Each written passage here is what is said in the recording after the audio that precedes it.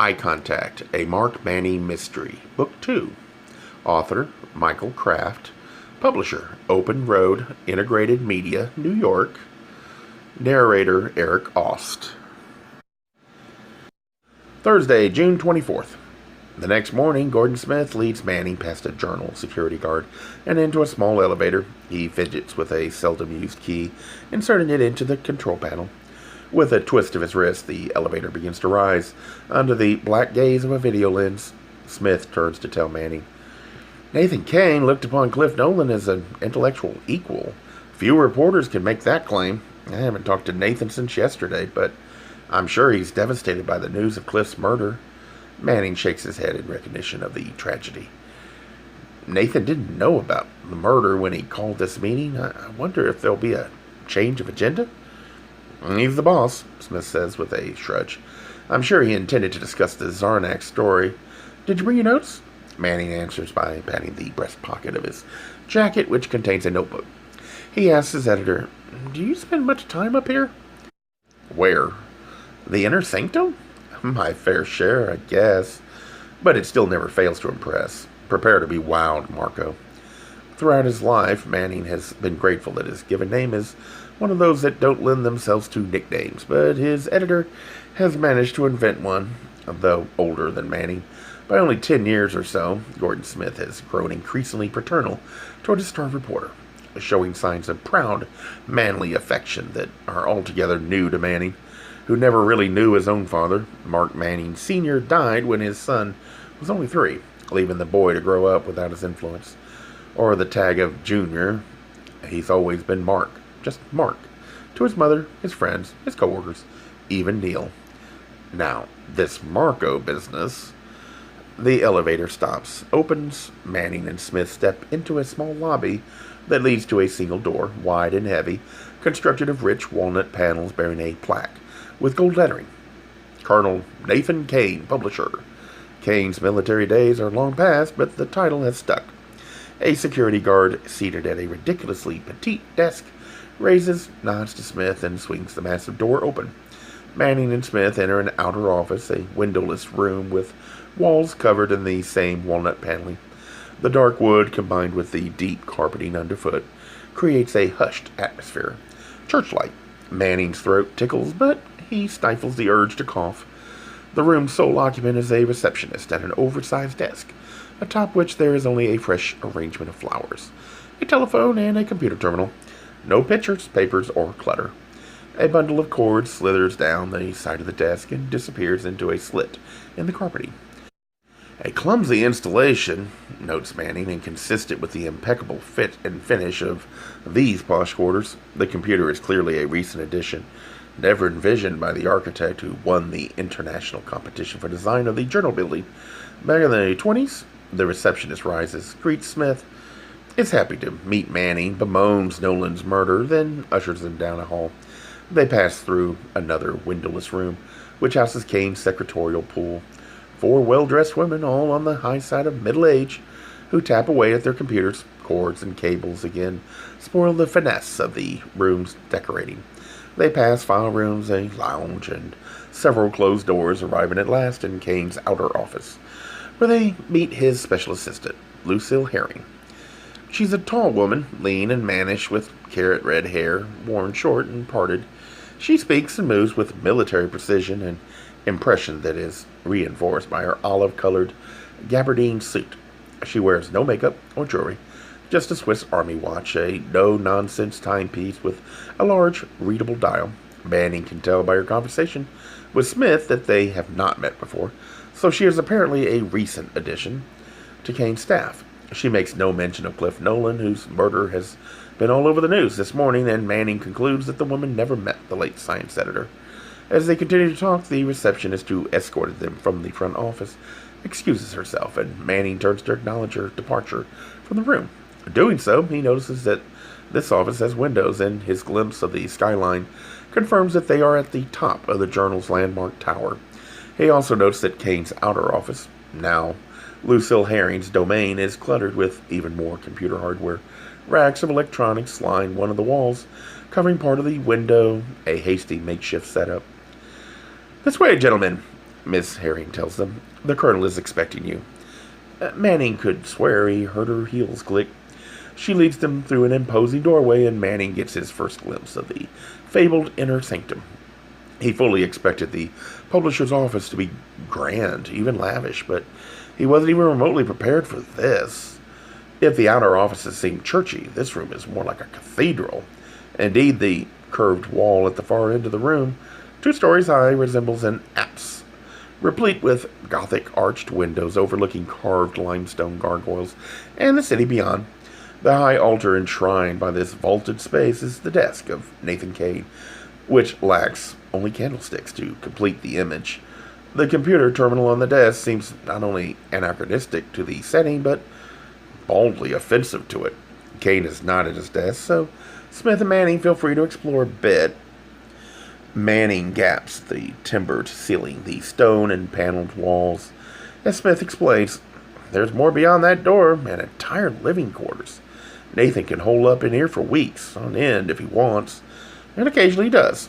The main room contains not only the desk, but a large conference table, a glass-doored cabinet that displays a collection of rare firearms, a sitting area furnished with a tufted leather Chesterfield suite, a fireplace big enough to barbecue a steer, a fully stocked bar, and a circular stair that corkscrews its way up to a library loft overlooking the room below.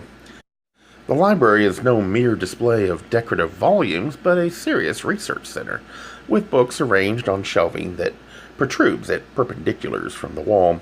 Some of these shelving units, Manning notes, have been replaced by vented metal cabinets, the type that often houses electronics. From behind these cabinets, a voice announces, "Good morning, Gordon." Smith and Manning turn to see Nathan Cain appear on the balcony. Smith sweats with the knowledge that their boss has overheard their conversation. Trying to remember exactly what has been said, he concludes that he has made no fatal slip, but nonetheless resents the fact that Cain would allow Smith to put himself in jeopardy. The publisher descends the circular stairs, telling them, "In light of last evening's disturbing developments and the grievous loss to all of us within the Journal family, I'm especially pleased to see both of you today. It's good to be together at times like these." His tone lightens momentarily as a thought occurs to him. He asks, "I don't believe you've been up here before, Mr. Manning." "No, sir." "It's beautiful?" Grunts Cain wryly. He adds, "Thanks. Well, we like it." Then he laughs at his little joke. A tall man of rigid bearing, Cain takes the stairs slowly. He's 64, but will never retire. His heaps of journal stock, his years of deferred compensation, his 7-digit salary, it all means nothing to him. Like his ever-present black silk pocket handkerchief and his custom suits, his wealth is simply a fact of life, another quirk that defines him to himself and to others. He has never married, and the ultimate disposition of his fortune has become, with the passing of years, a popular subject of speculation. He doesn't give much thought to his material rewards because his greater pleasure, and obsessive pleasure, derives from power. He has focused that power on only 2 goals, building the journal and serving his country. A war injury, a wound to one of his thighs, sustained in Korea, he was too young for the big one, left him with a bad leg. He has since walked with difficulty, bearing his pain silently, too proud to use a cane, which would in fact suit his style to a T. With one hand he grips the railing, and the other he holds a book. Arriving at the bottom stair, he again speaks in a somber tone, quoting, "Day of wrath and day of mourning. See fulfilled the prophet's warning." Smith smiles awkwardly, not knowing what to make of this verse. Manning recognizes Cain's words. "Aren't those the opening lines of a medieval dirge, sir?" "Bravo, Manning! Very good. I intend to use them at the top of Clifford's obit." Manning finds the lines overly morose and melodramatic, a throwback to his own Catholic upbringing. Though he has renounced the theology of his youth, he is still fascinated by its trappings. As an altar boy way back when he still believed he was sometimes sprung from school to serve at funeral masses, he remembers the melody of that dirge well. Chanted in Latin, it was grimly exciting, the perfect oral counterpart to the nostril sting of incense to the flicker of huge orange candles in their black lacquered bases, flanking a coffin in the center aisle. That was 30 years ago, when words of godly wrath still held power over him. Today he would never invoke such sentences to eulogize the passing of a friend. He knows, though, that he's in no position to express these thoughts to Cain, so he simply nods, acknowledging that Cain's intentions are understood. In contrast to Manning's passive acquiescence, Smith effuses, "That's brilliant, Nathan. Do you mean to tell us that you're writing Cliff's obituary yourself? I'm sure he'd be honored by such a send-off." "Nobody's oblige," Cain tells him dryly. "I owe him that much," Manning says. "Well, I'll miss him. He was one of the most cultured and intelligent writers I've ever worked with." Cain approaches Manning and rests a hand on his shoulder. "And to think you were the one to discover his body. It must have been terrible for you. I've seen the aftermath of murder before, but you've never prepared to find a friend with bullets in his back." "Ugh." Cain breathes a shudder. "Bullets again." He grips the area of his thigh where fragments of lead still abrade nerves and rob sleep. With measured steps, he crosses the vast office toward the case that displays his gun collection. He gestures toward the weapons behind the glass. "In light of Clifford's tragic demise, I'm sorely tempted to issue an editorial calling for a broader ban on handguns. They become tools of such wanton violence." Smith and Manning have followed him to the showcase. "Gosh," says Smith, "I never thought I'd see the day when the Journal jumped on that bandwagon. Not that I disagree. There are strong arguments on both sides of the debate, but this paper has always been a staunch defender of the Second Amendment." "I haven't decided," Cain reminds him. "I said that I'm tempted. We'll see." He notices Manning peering close at a jade-handled pistol enshrined within the display. Cain chortles. "It didn't take you long to zero in on the centerpiece of my collection, Mr. Manning." "I have no great knowledge of guns," Manning responds, "but that one certainly seems unique." "Indeed it is," Cain assures him with grave understatement. "That gun has a remarkable history, that. One day, I may share with you, suffice it to say that rarest of Nambu pistols has been used solely to defend honor, never to commit treachery." There is a pause. Enticed by Cain's statement, Gordon Smith eagerly says to him, "Well, come on, Gordon. Tell us the story." "Patience," commands Cain, one hand raised to fend off further inquiry, the other still grasping the book he carried down from the balcony. "That can wait. We have important business to conduct this morning. First, the most urgent question, one that must be answered quickly. Who killed Clifford Nolan?" Smith stammers. "The police. Well, they're working on it even as we speak." "The hell with them," snaps Cain. "And damn their bureaucratic bumbling." He repeats louder. "Who killed Clifford and why?" "He's a powerful man and he expects answers." Flustered, Smith suggests, "The Journal could undertake its own investigation." Cain smiles silently, thanking Smith for not forcing him to make the suggestion himself. Watching this exchange, Manning can predict with near certainty that Smith will later assign the investigation to him. That's what he hopes, anyway. And there's a good chance that someone else may now inherit the Zarnick story. Content that a Nolan investigation will soon be underway, Cain waves Smith and Manning toward the grouping of leather sofas.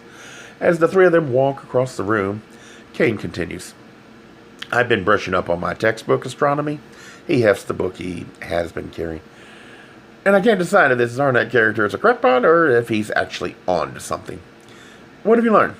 He drops the book onto a low table. The thud actually echoes in the cavernous room. Sitting, Manning consults his notebook. "In a nutshell, Zarnick's credentials are solid, and his research seems sound. But I was put off by his inability to answer some straightforward questions of fact. He promised me a video demonstration. He calls it a graphic realization that he claims will prove the existence of his 10th planet unequivocally." "Yes," says Cain. "Miss Herring showed me the note you sent in last night." Manning stopped short, unaware that his computer stories were accessible to anyone while still being drafted, before being filed in the editorial pipeline. Cain continues, "If Zarnick's claims are fraudulent, he talks a damn good story. I'll grant him that." He settles against a long credenza that faces the sofas.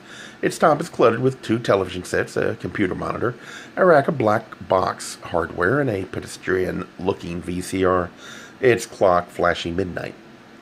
"His technical mumbo-jumbo is way beyond me," Manning admits.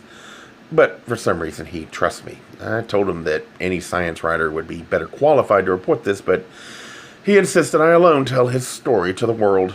Gordon Smith beams. Now that's an exclusive. Deliver a gift horse in the mouth, Marco. If the professor wants you to write it, we'll run every word. Indeed, says Cain, seizing the reins of the conversation. If Dr. Zarnick feels some sort of allegiance either to Mr. Manning or to the journal, we'd be foolish not to take advantage of it. Our summer circulation can always use a little goosing, but there are other considerations too, with ramifications beyond the selling of newspapers. Smith's normally jovial visage turns quizzical. He glances at Manning and peers at Cain. What do you mean, Nathan? That's why I originally called you here today, gentlemen. May I get you a little something first? He hoists himself from the credenza and crosses to the bar. A fleck of his index finger signals that Smith and Manning should follow.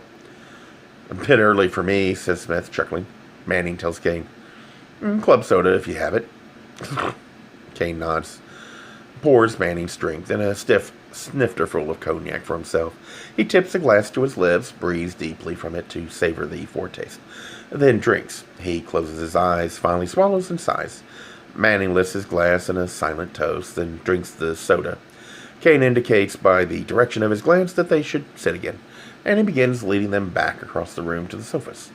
Manning and Smith measure their steps so as not to outpace their boss. When they have settled in again, with Cain seated on the sofa across from his underlings, Manning produces his notebook and encaps his pen. With a wag of his finger, Cain tells him, No notes this morning, Mr. Manning. What I'm about to tell you is strictly between us. The reporter obliges by closing his stenopad. With elbows planted on his knees, he stares at Cain at full attention. Ever since its founding, says Cain, the journal has been widely perceived as a conservative paper, whether in terms of the political philosophy promoted on its editorial page or in terms of the prudent fiscal management that has allowed Journal Corp to thrive and reward its shareholders. This paper, this tower, and all that it represents has been guided for more than a century by the tenets of conservative capitalism. The pendulum of public opinion has swung erratically from generation to generation, but the journal has stood tall as a bastion of time-honored values. We have been alternately lionized or vilified, depending on the mood of the day. He swallows again from his snifter before continuing. I realize that the journal's guiding principles are not shared by everyone within its corporate family. Today's journalists in particular seem to be of a decidedly liberal stripe. That's fine. That's healthy. Society is always enriched by debate, never endangered by it, and this paper exists at its very core to defend freedom of speech and diversity of ideas. I tell you this not to impress you with my open-mindedness, not to enlighten you with a history already known to you, but to prepare you for a glimpse of things to come. Cain leans forward, ready to share his secret. Gentlemen, when I made the decision to leave military life and turn my attentions to the private sector, I never dreamed that I would one day be entrusted at the helm of the most venerable newspaper in the Midwest.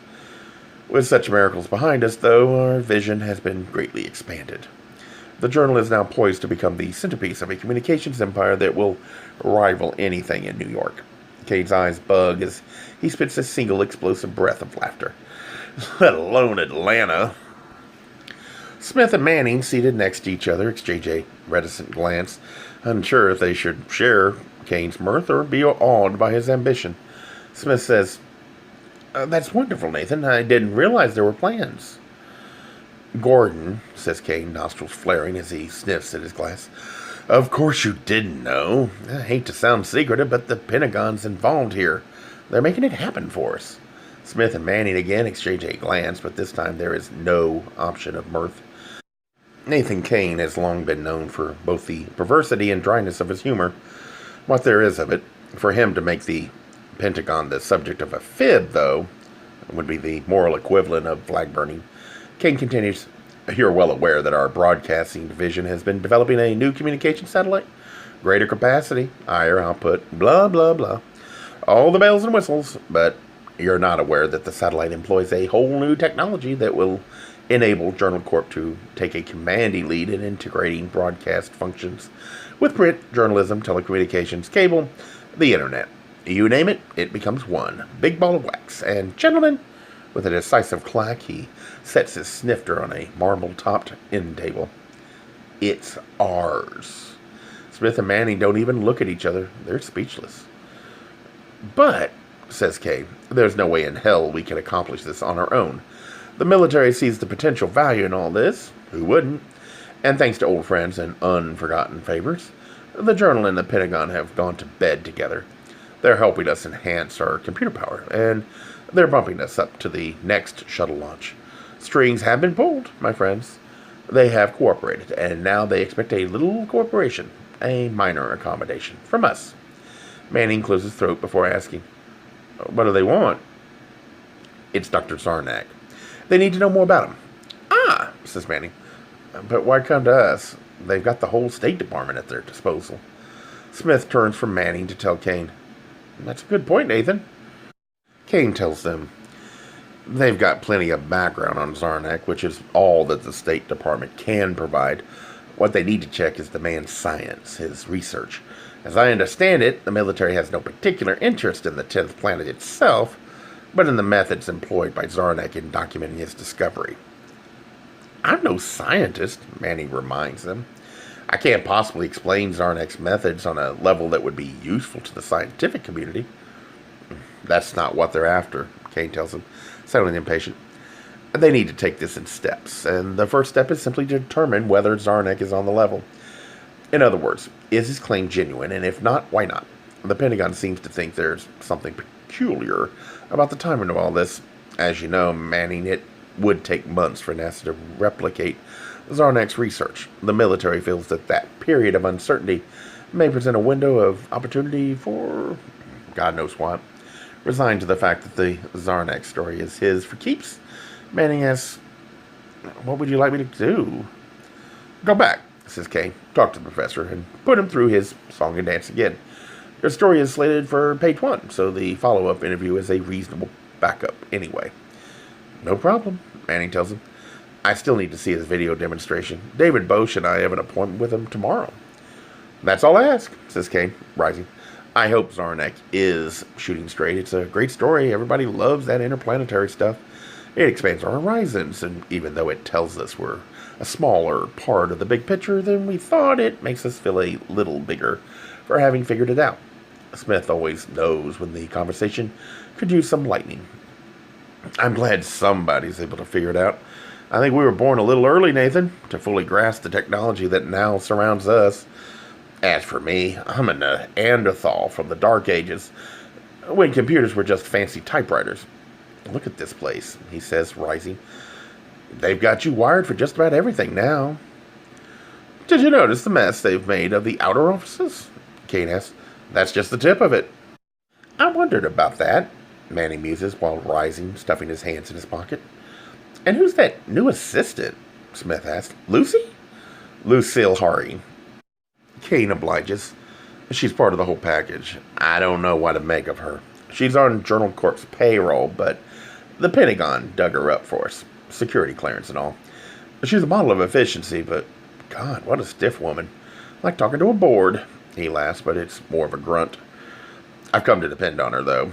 She knows computers inside and out, and I'm older than you are, Gordon, so I've got some catching up to do. Every day I spend an hour or so with her in remedial training. Smith says, my hat's off to you, Nathan, if you're actually able to master these gizmos. He waves at all the equipment on the sideboard.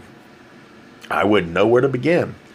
Well, on second thought, I could probably figure out how to turn on the TV, and the VCR doesn't look too intimidating. Don't ask me to set its clock or program it to record, but any idiot can hit the play button. Yes, Gordon, says Cain, sounding ready to wrap up the meeting. Mr. Manning, you'll be in touch with Dr. Zarnick soon? I'll phone him this morning to reconfirm tomorrow's meeting. Excellent, Cain claps Manning on the shoulder. A bonhomous gesture, unnatural to him. As they begin strolling toward the door to the outer offices, Manning says, I thought I was forgetting something. Mr. Cain, there's a party this Saturday. Neil and I, that is my loft mate, Neil Waite. I know about Neil, says Cain. He's done committee work for the celebration, correct?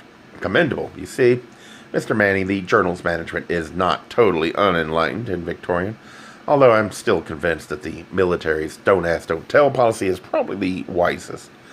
It's certainly the most comfortable. A lot of folks take issue with that, sir, Manning tells him. Smith cringes. Indeed, says Cain, with a smile that diffuses the tension of the moment. Manning says, societal issues inside, Mr. Cain. Neil and I have just finished fixing up our place, and we're throwing sort of a housewarming Saturday night, and we'd be honored if you'd care to attend. You too, Gordon. And bring Molly, of course. Thanks, Marco, says Smith. We'll be there. Cain draws his brows together. Sorry, Manning, it just won't work. Other commitments, you know? There are some labor issues pending at a subsidiary, and I'll be tied up late with lawyers that night. Certainly. Very short notice. Manning's words are cut short by Lucille Herring, who raps once sharply on the door and enters the office. Excuse me, Mr. Cain, she says, but there's a call from Washington. I think you'll want to take it. Thank you, Miss Herring. We were just finishing up. I'll take it inside. He begins crossing toward the door to his private quarters, waving a perfunctory farewell to Smith and Manning. When he stops and turns, having thought of something. Mr. Manning, if it's quite all right with you and your friend, why don't I send Miss Herring in my stead? Saturday evening? Miss Herring, he says to her, with a bent smile. You strike me as the sort of gal who's always up for a good party. David asked, so now they have you working both stories? Manning pulls his car to the curb, lucky to find a space so close to Cliff Nolan's apartment building. That's right. Manning wags his head, recognizing the irony of this turn of events. Cain insists that I investigate Zarnick's planet, and Smith wants me working on Nolan's murder. If anyone can handle it, David cuffs Manning's shoulder. That jock gesture of his. Mark Manning can. Besides, he's got an assistant now, Manning laughs. A good thing, too. He needs an assistant now.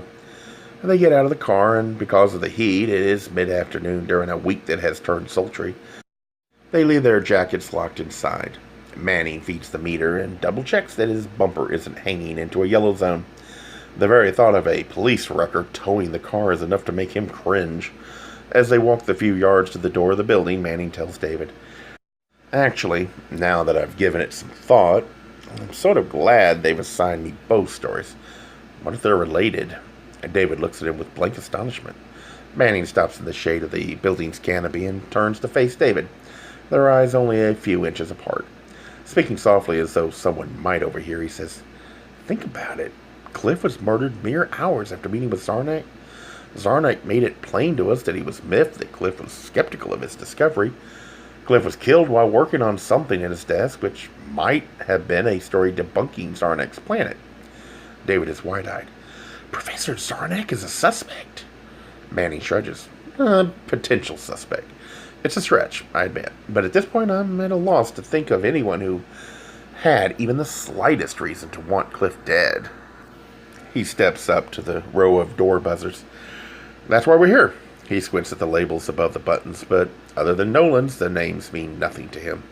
They seem to be arranged by floor in the order of each apartment along the hall, and Manning locates the button that would logically belong to Nolan's nosy neighbor, the one who opened her door to check on Manning in the hall last night. The label above the buzzer reads D.L. Fields. Manning presses the button, then waits. Who's there? Croaks a voice through a small, raspy speaker in the wall. Hello, Miss Fields? Asks Manning. Mrs. Fields, she corrects him. Mrs. Fields, my name is Mark Manning. I'm a reporter for the Journal. I wonder if you could spare a few moments to talk about your neighbor, Cliff Nolan? Police were here already. Here all night. Talked to everybody. I understand, Mrs. Fields, but Cliff was a friend of mine. You might say I have a personal interest in this case. Would you mind? There's a pause. What the hell? Come on up. The door lock is already buzzing. Manning grabs the knob before she changes her mind, then opens the door and enters with David. Manning tells him, top floor, and they start up. David bounding ahead, taking the stairs by twos. When Manning meets him at the top, he first notices that the door to Nolan's apartment has been yellow taped off limits by the police. There's been a lot of activity up here, and the hallway furniture looks askew. The dim lighting has been replaced with brighter bulbs. There are carpet tracks from the door to the stairs, and the floor is generally littered with scraps of the investigation. Manning just stands there, taking it all in. It seems different from the scene he stumbled into last night. Then he notices that the neighbor's door is cracked open, just an inch or two, so she can spy on him as she did last night. Her burly voice tells him through the crack, "Didn't say there were two of you." "Sorry," he says, stepping quickly to the door, hoping it won't snap shut on him. "I should have mentioned that my colleague, David Bosch, is with me." The door opens a bit wider so she can get a better look at David. "Another reporter? Damn fine specimen, I'll say that." She belts out a laugh, but it's aborted by a coughing spasm. She tells Manny, "You were alone last night. You found him?" "Yes. Thought it was mighty quiet over there. Not that I didn't enjoy it, for a change." She swings the door wide open. "Come on in, boys." They enter the apartment, and Manny is struck by the contrast to Cliff Nolan's place. It's hard to believe the two dwellings are in the same building. While Clifford's apartment was a showplace of genteel refinement, these digs are packed with a hodgepodge of junk furniture and gaudy bric-a-brac. Cheap, gilt-framed Bible scenes are centered high on nicotine beige walls and a spangled jumpsuit. It looks for all the world like an Elvis costume, hangs from a hook on the door to a bedroom. The television Manning heard last night is still on, still tuned to a religious channel. A preacher drawls, "With God's help and with your support, my dear friends, we plan to expand the television ministry of the Christian Family Crusade, bringing the good news of Jesus 24 hours a day to every nook and cranny of this great land of ours, now riddled as it is by the forces of perversion." As for Mrs. Fields herself, she's a husky woman, but not fat. In fact, she wears a kimono-style bathrobe, cinched tight at the waist, strutting a good figure. She has a big, lacquered hairdo, but wears no makeup. At this hour, her years of smoking have taken their toll on her face, and Manny would guess she's 55. She asks, "Won't you sit down?" affecting an air of decorum. Then she laughs at her fiend manners. The laugh triggers another coughing jag. "Excuse me," she primps. Manning and David sit taking chairs that flank a small table facing the TV. Mrs. Fields mutes the evangelist, but leaves the picture on. Though there are several other chairs in the crowded room, she remains standing, planting both palms on her broad hips. "Now, what can I do for you gents? Get you something?" "No, thank you, Mrs. Fields," says Manning. She tells him, "You can call me Dora Lee. You said your name was Mark, right, honey? And David. My, what a sweet child." David is accustomed to flattery, but not from the likes of Dora Lee. He blushes, telling her, "Thank you, ma'am." Dora Lee says, Manning pulling out his notebook and uncapping his pen, "May I ask how long you've lived here?" She screws her face in thought. "About a year." "Is there a Mr. Fields?" She dismisses the memory with a jerk of her head. "Dead, long dead. Packed my bags and moved north from Memphis. Not sure why. Bored, I guess." "So you live here alone?" She beats him with a get-real stare that asks, "Do you see anyone else?" Manning grins, jotting something in his notes. He asks, "Were you and Cliff Nolan friendly?" She smirks. "Let's just say we traveled in different circles." Manning crosses his legs at the knee and leans forward in thought, searching for his next question. "Did you think of him as a good neighbor?" "Hell no!" Her coy manner has evaporated. Her eyes are fierce. She's ready to unload something. Snotty little tea drinker didn't give a shit for his neighbors. All that damn music all hours, cannons and gongs, all that yelping. They call singing. I warned him more than once. She needs a smoke now, and fidgets in her pockets for cigarettes and lighter. But the pack is empty, so she scrunches it in her hand and hurls it to the floor. Manning and David eye each other, unprepared for the outburst, trying not to laugh. Then she stamps to the table between them and yanks open a drawer. She snatches out a fresh pack of Camels and sips open the cellophane. As Manning glances down at the clutter within the drawer, she slams it shut. Fuming, Dora Lee lights a cigarette, draws a long drag from it, and paces across the room. When she turns back, smoke shoots from her nose as she tells them, "He always played that highbrow music way too loud, and it was even louder than usual that night." She throws up her arms in exasperation. "I'm glad he's dead. I could have killed him myself." Manning brows instinctively rise. Seeing this, she stammers, I probably shouldn't say that. Mark, she snorts. I mean, just wanted to have a little peace and quiet. I was mad enough to kill the little weasel, but of course I didn't. He lets it pass. Rising from the chair, he turns a page of his notebook and says to her, "When I was in the hall last night, I noticed that you opened your door. To see who was out there, do you try to keep an eye on things up here?" Happy to shift the discussion away from the murder, she tells him, "A woman's got to look out for herself. Can't be too careful these days." "That's true," Manning mumbles. "So true." He takes a step closer to her. "I'm wondering, Dorley, if perhaps you noticed anyone in the hall on the night Cliff was killed. Did you see anyone enter his apartment?" She takes a puff. "Sure did." David, sensing pay dirt, pulls out his pad to take a few notes of his own as Manning continues. "Do you know who it was?" "Never saw him before. Sort of tall. Well, taller than Clifford. But that ain't saying much. Only saw him from behind. Never got a look at the face." Now Manning is pacing. "That's not much to go on. Did you hear what he sounded like? Can you remember any conversation?" "Over that music? You nuts?" Manning stops pacing and turns to her. "How was he dressed? I mean, shabby like a bum? Sporty like a college kid?" "No." She steps toward Manning, wagging the cigarette in front of him. "It was more like a salesman. Dark suit, maybe?" "This was Monday night, right? Do you recall what time?" She sucks her camel, thinking. "Right around 10. The news was on." Manning nods. "Would fit. What time did he leave?" "That damn music was blaring."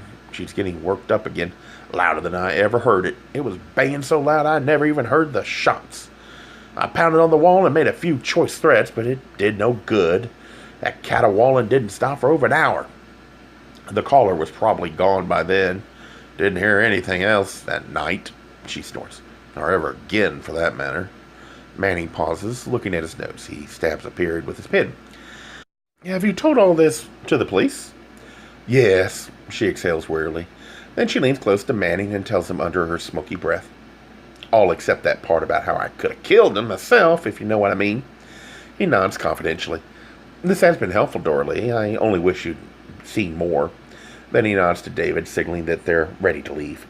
As David rises and pockets his notes, Dorley says, "Awful sorry, Mark, but there wasn't much to see. There was nothing special about the man at Clifford's door, except, of course, that there was a man at Clifford's door." Manny looks at David, who asks, "What do you mean, Dorley?" She laughs. "Well," she explains, coughing, "most of Clifford's callers were of the female persuasion, especially at that hour. Especially when the music got loud." Manning and David again look at each other, exchanging a shrug. "It's time to go." "Thank you," Manning tells the woman. "We appreciate your taking time for us."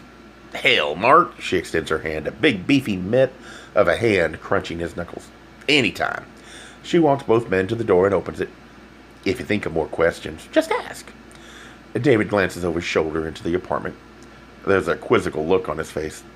"Actually, Dora, Lee, I've been sort of curious." "Yes, sweetie." "What?" His glasses flash toward the bedroom. "It's that, Elvis," she laughs, coughs. "Why, that's my costume for my act. See, I do this impersonation, and folks seem to think it's pretty good. And I've been working a lot of church fundraisers lately. Maybe you heard the Christian Family Crusade is opening a fancy new hotel here in Chicago, the Gethsemane Arms, and I'm booked for a nightly show there next month." "Really?" says Manning, struggling to appear interested. "We'll try to catch it," Dorley beams. "You just let me know when, and I'll get you a good table." "Thanks," the guys tell her. "We'll let you know." As they pass by her on their way through the door, she takes aim at David's plump, muscular rear and gives it a hearty slap. He stops and turns to her, stunned. She leans, croaking into his ear, "Feel free to pop back up and see me anytime." She breaks into laughter and thumps the door closed. Then the apartment reverberates with the explosive hack of another coffee jug. The two reporters retreat down the stairs, David trying not to laugh. Manning lags behind him by a couple of steps, immersed in his thoughts, sorting through what he has seen and heard. When they at last pass through the vestibule and emerge into the hot shade of the building's canopy, David blurts, "She's nuts!" He has found the whole experience uproarious, but he's had to restrain himself till this moment. Did you see that Elvis get up? That's not all I saw, Manning smiles, but he's too preoccupied to fully appreciate David's hilarity. When Doralee opened that door for cigarettes, I noticed something peeking from a batch of old Christmas cards and other junk. It was the muzzle of a pistol. A Gay Mysteries audiobooks. I think it is easy to hate a label, but a face humanizes the word. So this effort is twofold. To offer comfort to those like myself that your world didn't end because you don't fit into the view of acceptable society on both sides. And in hopes of helping those with family that are LGBTQ, that it doesn't mean we are aliens from the child they once knew. Reassure them so they can maybe be supportive at the same time, being true to their values.